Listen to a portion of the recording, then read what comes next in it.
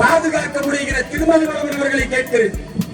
Popular front of India என்ற பயங்கரவாத அமைப்பை தடை செய்த பொழுது அதற்கு மிகவும் துடித்தது யார்? திருமாவளவன். ஏன்? இஸ்லாமியர்கள் சிந்திக்க கூடாது, உணர்வு பூர்வமாவே அவன் இருக்கணும். அவனை தூண்டி விட்டா போராட்டத்துக்கு போவான், அவன் தூண்டி விட்டா போலீஸ சண்டை போடுவான், தூண்டி விட்டா தான் வழக்கு வாங்குவான், தூண்டி விட்டாலும் ஆயுள் தண்டனை கைதியா போவான்.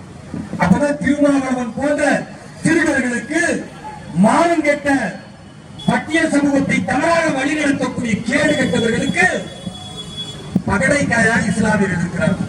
அதனாலதான் திருமாவளவன் போன்றவர்கள் என்ன செய்வாங்க?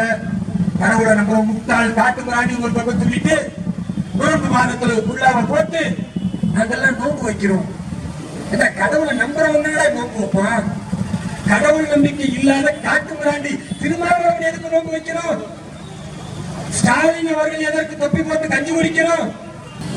அதே போன்று சாதியவாதத்தை ஒழிக்க வேண்டும் என்றால் பட்டியல் சமூகத்தை தவறான வழிக்கு நடத்தி மீசையை முறுக்கு திமிரி எடு திருப்பி அடி என்று சொல்லி அடுத்த சாதி பெண்களை இழுத்து விட்டு வருவதுதான் தன் சமூகத்தின் அடையாளம் என்று பட்டியல் சமூக மக்களை தவறாக வழிநடத்துகிற இஸ்லாமிய இளைஞர்களை தவறாக வழிநடத்துகிற திருமாவளவன் போன்ற அயோக்கியங்களை புறக்கணிக்க வேண்டும்.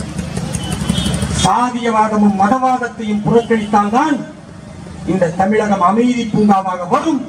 அப்படி அமைதி பூங்காவாக தமிழகம் திகழ வேண்டும் என்றால் தமிழகம் முழுக்க தேசிய ஜனநாயக கூட்டணி வேட்பாளர்கள் வெற்றி பெற வேண்டும். குறிப்பாக திண்டுக்கலுடைய பாராளுமன்றத்துடைய வேட்பாளர் அருமை சகோதரி திலகபாமா அவர்கள் பெருவாரியான வாக்கு வித்தியாசத்தில் வெற்றி பெற வேண்டும். அதை சிறப்பாக செயல்படுத்த வேண்டும் என்று உங்களிடத்தில் கோரிக்கை வைத்து இங்கு வந்திருக்கிற அனைத்து சகோதரர்கள் மகளிர்கள் நிறைய பேர்